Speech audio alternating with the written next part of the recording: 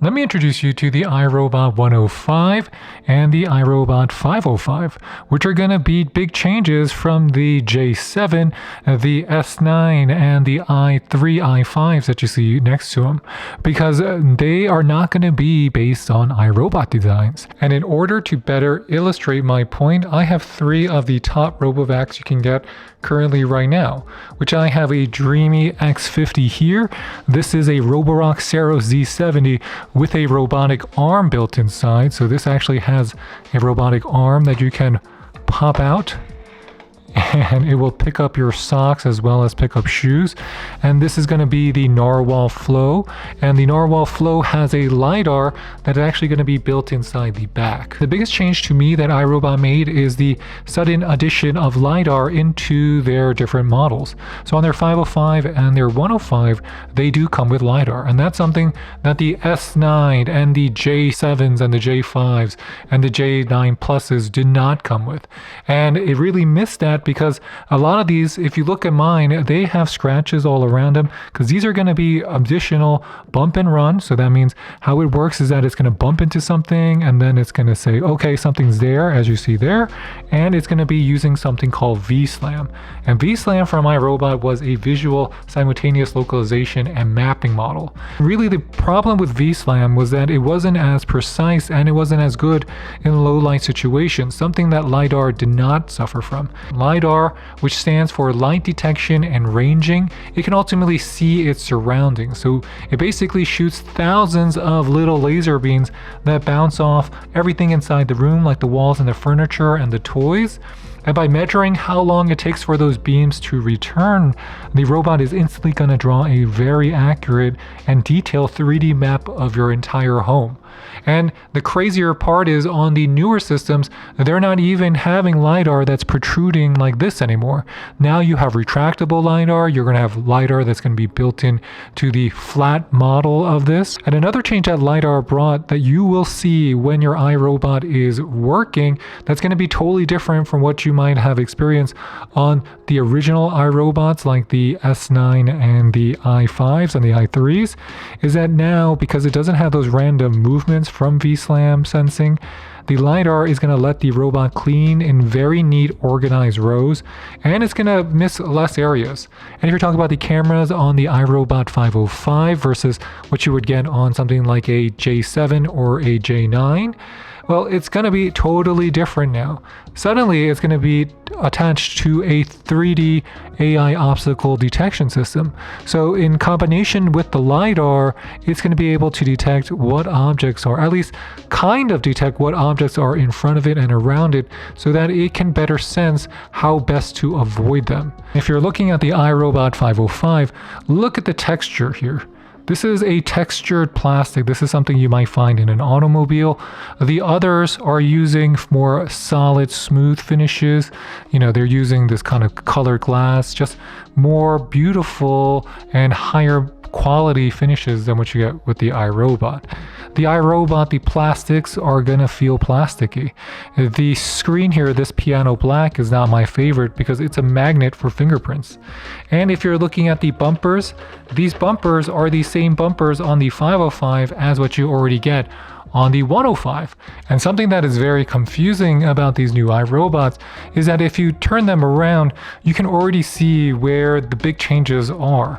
So now they're not using their patented brushes anymore. So these were the patented brushes that iRobot originated and everyone else copied. And you saw it on your i7s, you saw it on your J7s as well as your J9. But the 505 is coming with these standard brushes. So you can also see the difference in terms of the quality here, because your J7 brushes came with additional grooves, but now you just get this pretty much a silicone brush that's just going to be picking up stuff kind of how this was without this.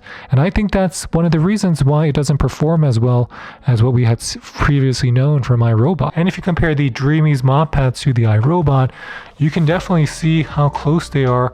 And if you're taking a look at the 105 is an even simpler design. So on the 105, the brush roll is as basic as it gets. This is bare bones, where it's going to be fitting, you have a wide mouth and you have a very large tank so that it can pick up as much as possible. But I wouldn't say this is going to be next generation or cutting edge in any sense. It's coming with the same side brush that you get on the 505, surprisingly, and you got different wheels though. Different wheels, you have better reinforced wheels. On your 505, you have the smaller, thinner wheels on the 105. So on the new iRobots, the build quality is subpar, at least relative to the competition.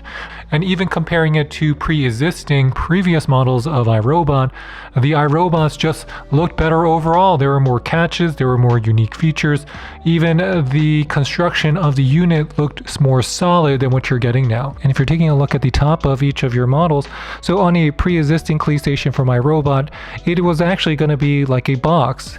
But now on the new ones, this is kind of like a flimsy cat food container here. But if I spin it around, does it lock into place? No, it doesn't lock into place. And the iRobot is following along its usual pathing here, so it does a good job.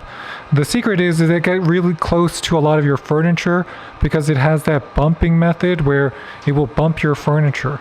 So that's why it actually does a better job than you think, just getting closer to different areas. For mopping and vacuuming, the iRobot 505 takes a very meticulous pattern here. So it actually hit all the areas and it goes up and down, and then it goes left and right. So it will also go through areas that it sees as a problem and go repeatedly around them, especially if it detects a stain. So it is really meant to do a meticulous job. There's no way to really tune it or customize it so it can go faster. They understand that their unit is not going to come with the same features.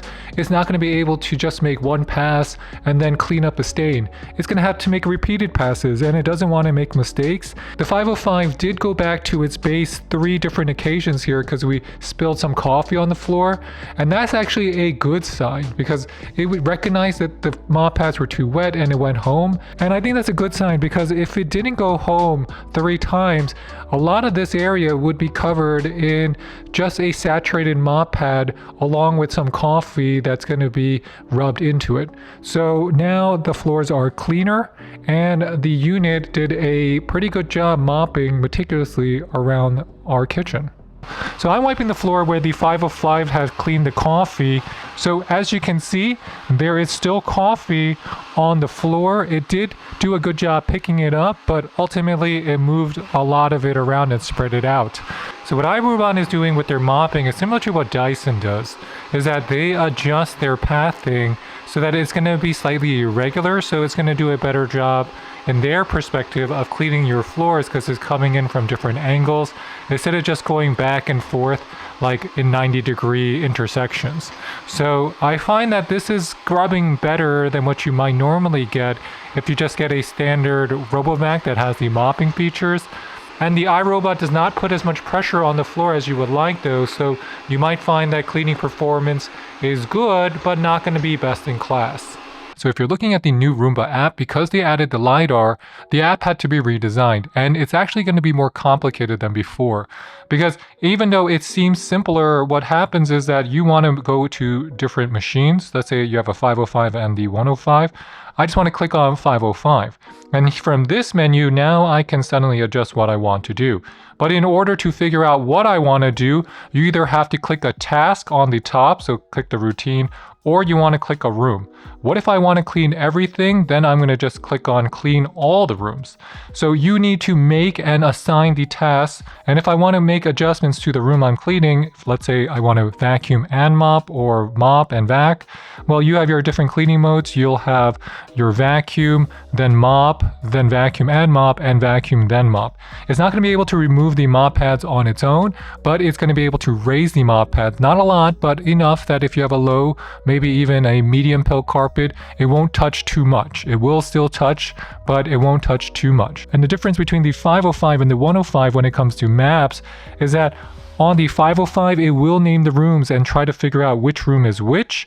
And on the 105, it will just make one big room, and then you have to name it yourselves and split the rooms. But both of them are going to have those capabilities, because if you click on any room, you can edit the name, merge, or split. So the map that the 105 creates, you're going to have to make the rooms, you're going to have to name the rooms. But in terms of how the LiDAR works and how quickly it works, we did not notice a real difference between the 105 and the 505, at least in terms of that type of capabilities. The 505 does come with a camera, so it will be able to better see furniture in case you have furniture. And the 105 doesn't allow you to add in furniture because it doesn't have a front-facing camera. And the other interesting thing about the 105 is that if you look at how it works and how the pathing works, it's not going to have a front-facing camera. It's still going to get tripped up on cords. It's not great at a lot of flat obstacles. One thing about the 505, if you're using it as a mop, is that there is no way to adjust the water level. So it's always going to use just about the same amount of water. And your 505 will sound just like any other mopping RoboVac, where it's going to draw water from its clean tank here that's visible, and it's going to add it into the lower tank on the bottom, and it's just going to spin those mop heads around until they're saturated. And if you want to add any detergent, you have to add it inside of the clean water tank yourself. There's no auto detergent dispenser. And if you're hearing that slight buzzing sound right now, that's actually going to be the iRobot Roomba with the hot air drying. You can feel the hot air coming out, and it's not as hot as you think, and this is actually where the cleaning zone is. And if you look around, there's going to be residue left here, so you're going to want to clean that manually. Spinning mop pads, as they go through this area here, because of these little ledges, is actually going to start scraping some of the debris off. But so what iRobot is doing with their mopping is similar to what Dyson does, is that they adjust their pathing so that it's going to be slightly irregular, so it's going to do a better job in their perspective of cleaning your floors, because it's coming in from different angles instead of just going back and forth like in 90-degree intersections. And the iRobot does not put as much pressure on the floor as you would like though, so you might find that cleaning performance is good but not going to be best in class. Your iRobot will come with indicator lights on the bottom that are going to let you know it's charging, if it needs water, or if you need to empty out the dirty water. Going to insert the tray. If you're looking at the clean water tanks here, the clean water tanks are going to be very simple. You just take them out and your clean water tank is going to be right there. They're not reinforced, so you can knock this over if you try hard enough. So don't pick it up and knock it over. It can spill.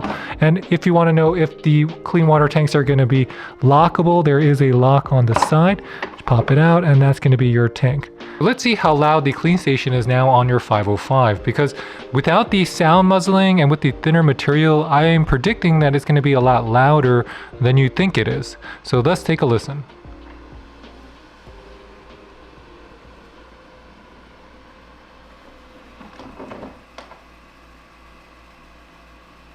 Emptying the dustbin.